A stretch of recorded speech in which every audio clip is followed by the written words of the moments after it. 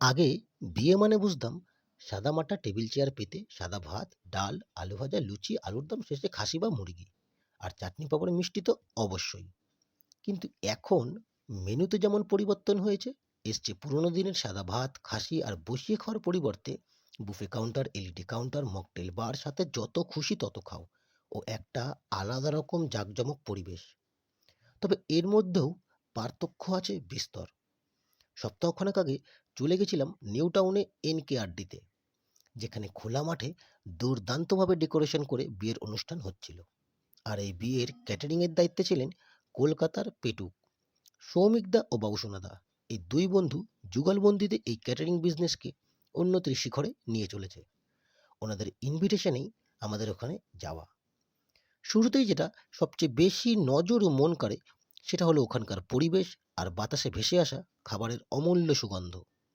এদিনের সন্ধ্যের শুরুটা হয় ফিশ বল, গোল্ডেন ফ্রাইড পন, হরিয়ালি কাবাব, টিক্কা কাবাব ও পনির টিক্কা দিয়ে, সাথে কফি।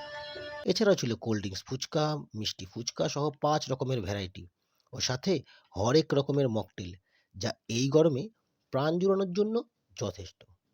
এরপর মেন কোর্সে ছিল ভেজ নন ভেজ মিলিয়ে একের পর এক সব দুর্দান্ত আইটেম। শুরুতেই ছিল বেশ কয়েক রকমের সালাড, তারপর কড়াইশুঁটি, কচুরি, বাটার নান, সঙ্গে চানা মশলা। এরপর ওনাদের সিগনেচার ডিশ ভেটকি ফিশ ফ্রাই। যারা না খেয়েছেন তারা পস্তেছেন। আমি আবারও বলছি, ওনাদের ফিশ ফ্রাই কলকাতার নাম্বার 1 ফিশ ফ্রাই। এরপর স্টিম রাইস ও দই কাতলা, বাসন্তী পোলাও, সাথে গরম গরম ধোয়া ওঠা মটন কষা। আলাদা করে কোনো আইটেম নিয়েই কিছুই বলার নেই। মটন কাউন্টারে অতিথিদের উপচে পড়া ভিড় ও ফিশ ফ্রাইয়ে তৃপ্তিসহ কামড় স্পষ্ট বুঝিয়ে দেয় যে রান্নার মান ওনারা কতটা উঁচু স্তরে নিয়ে গেছেন। এছাড়া ভেজ সেকশনে ছিল গোবি রোস্ট, নবরত্ন কোরমা ও ছানার মালাই কোফতা। এরপর কাজু আমসত্ত্বের চাটনি ও পাঁপড়।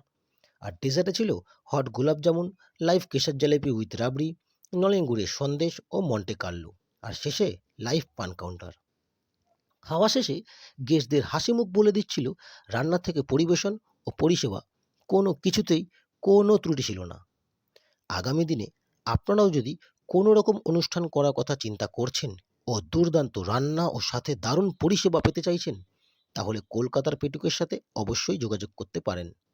ওনাদের ফোন নাম্বার স্ক্রিনেই দেওয়া আছে। আজ এখানেই শেষ করছি। সবাই ভালো থাকবেন। আর ভিডিও ভালো লেগে থাকলে ফলো ও সাবস্ক্রাইব অবশ্যই করে দেবেন। টাটা।